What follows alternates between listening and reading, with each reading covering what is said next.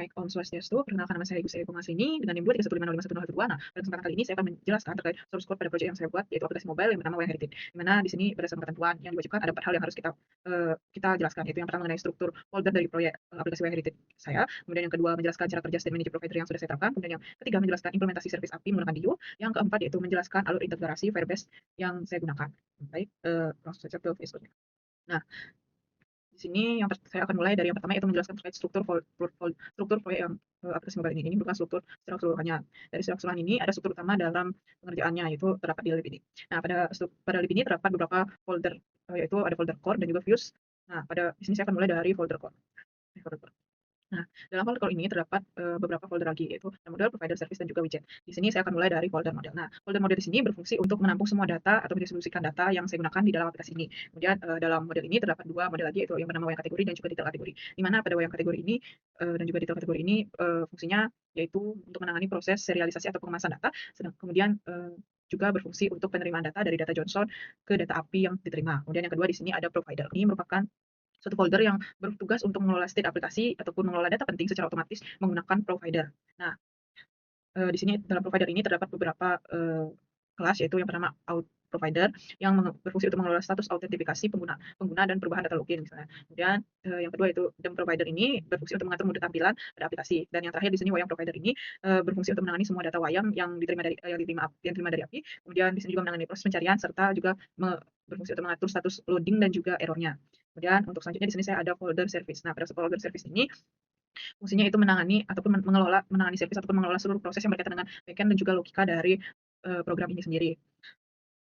Di sini pada service ini terdapat beberapa kelas lagi. Yang pertama itu API service yang menangani yang pertama itu API service yang menangani pengambilan data dari API GitHub menggunakan Dio. Kemudian di sini ada out service fungsi untuk menangani proses autentifikasi Firebase yaitu seperti email, password dan juga Google Sign In. Kemudian di sini yang ketiga ada notifikasi service yang berfungsi untuk mengelola Firebase Cloud Machine dan juga notifikasi lokal. Dan yang terakhir di sini ada storage service yang berfungsi untuk menangani penyimpanan data lokal seperti contohnya status onboarding. Nah, yang terakhir di sini ada widget. Nah, folder widget ini bertujuan untuk menyediakan wadah untuk meletakkan suatu tampilan yang dapat digunakan kembali. Nah, di dalam widget ini terdapat beberapa card. Pertama yaitu ada animate card, di mana animate card ini berfungsi untuk komponen kartu yang menyediakan wadah untuk memberikan efek animasi atau pergerakan tampilan yang ada di dalam aplikasi ini. Kemudian di sini ada search bar widget. Nah, search bar widget ini berfungsi untuk mengatur kolom pencarian untuk wadah kolom pencarian dan juga wadah untuk input teks dan juga icon. Kemudian di sini ada skeleton border ini berfungsi untuk berikan tampilan sementara ataupun yang muncul saat aplikasi memuat seperti loading itu. Kemudian di sini ada wayang card. Nah, wayang card ini berfungsi untuk informasi ringkas mengenai wayang, misalnya namanya ataupun gambar. Kemudian yang terakhir itu wayang detail card. Nah, wayang detail card ini berfungsi untuk menyiapkan wadah untuk menampilkan informasi lengkap dari satu tokoh wayang. Oke, untuk selanjutnya di sini setelah dari folder core ini kita akan lanjut ke folder views. Nah, pada folder views ini terdapat folder views ini berfungsi untuk mengatur seluruh tampilan ataupun halaman aplikasi wayang heritage ini. Misalnya secara UI screen itu diatur di folder views ini. Di sini terdapat Firebase option, di mana kelas Firebase option ini berfungsi untuk menghubungkan aplikasi ke layanan cloud Firebase, di mana di dalamnya itu tersimpan semua kunci dan detail konfigurasi yang kita perlukan. Di mana kelas ini muncul secara otomatis setelah kita menjalankan Flutter Fire Configure. Setelah itu di sini yang terakhir itu main kelas file main. Nah, file main ini berfungsi sebagai titik masuknya aplikasi, di mana file main ini juga adalah bisa disebut sebagai titik awal ataupun pintu masuk utama aplikasi yang bertugas untuk menyiapkan semua fondasi utama sebelum tampilan muncul. Nah, di dalam file ini terdapat beberapa inisialisasi penting seperti menghubungkan layanan ke Firebase, mendaftarkan semua data utama ke provider, menentukan tema, dan juga mengatur halaman pertama yang muncul setelah kita running aplikasinya seperti mungkin split screen seperti itu. Nah, itu saja yang saya jelaskan mengenai struktur pada proyek yang telah saya buat ini. Untuk selanjutnya saya akan lanjut mengenai cara kerja State Manager Provider. Nah, cara kerjanya itu yang pertama pada file mainter ini saya menggunakan multi provider untuk mendaftarkan seluruh providernya agar bisa diakses di seluruh bagian aplikasi ini. Nah, di sini pada file mainter ini terdapat kode ini tandanya bahwa menyediakan provider untuk seluruh widgetnya. Kemudian untuk cara kerjanya sendiri, yang pertama yaitu di sini pada provider ini saya menggunakan chain notifier, di mana setiap provider itu menggunakan chain notifier yang dapat memberitahu UI saat terjadi perubahan tertentu secara otomatis. Contohnya di sini pada wayang provider ini terdapat kelas yaitu wayang provider with chain notifier. Seperti itu. Kemudian dalam ini terdapat beberapa state internal seperti list wayang kategori yang berfungsi untuk menyimpan data kategori, kemudian bool loading berfungsi untuk menyimpan data loading, kemudian string error message berfungsi untuk menyimpan data error, dan kemudian string search query berfungsi untuk menyimpan data query pencarian seperti itu. Nah, eh, fungsi ini akan membantu memfilter data kategori berdasarkan query pencariannya, yang kemudian memperbarui tampilannya melalui hasil filter tersebut. Nah, kemudian lanjut di sini juga terdapat void source kategori ini, yang mana ini berfungsi untuk ya, sebagai sinyal untuk mengirim sinyal ke widget melalui notifier listener agar tampilannya diperbarui secara otomatis. Oke, contohnya di sini ada widget loading call notifier listener yang berfungsi untuk mengubah data dan juga memastikan UI dapat dipublish secara otomatis menggunakan metode pemanggilan notifier listener ini. Nah, baik selanjutnya di sini juga terdapat out provider dan juga dem provider yang sama-sama menerapkan notif listener ini sebagai provider provider yang digunakan. Cara kerjanya itu juga hampir sama dengan apa yang provider tadi. Baik, untuk selanjutnya di sini saya akan lanjut menjelaskan mengenai service API, mengenai implementasi service API menggunakan DIO.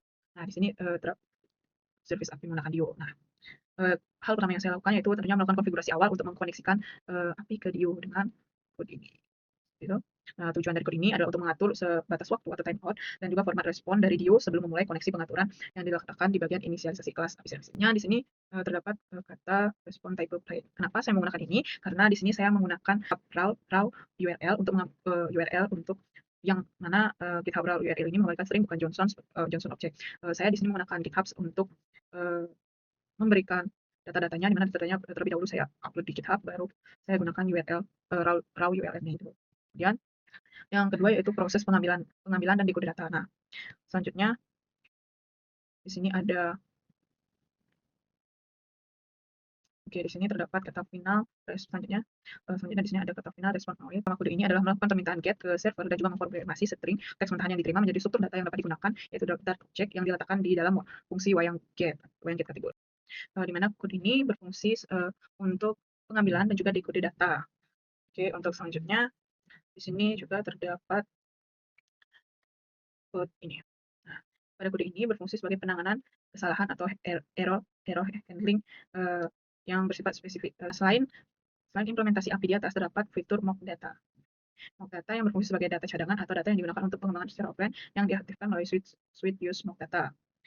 Yang mana di sini terdapat fitur switch atau pengalihan dengan konstanta static cost use. Mana tuh konstantanya?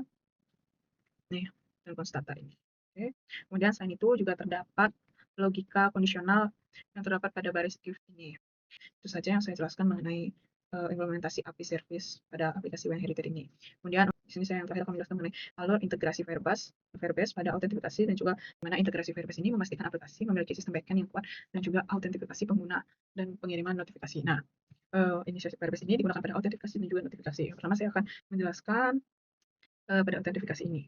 Nah, pada main dapat code Firebase ini, dapat code ini yang mana code ini berfungsi menginisialisasikan koneksi utama ke server Firebase yang harus dilakukan sebelum widget dibangun.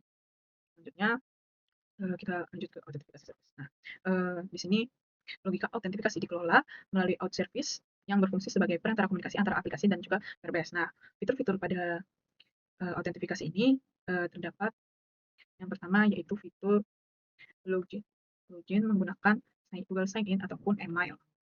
Kemudian di sini juga mengatur logout, sign out with email password.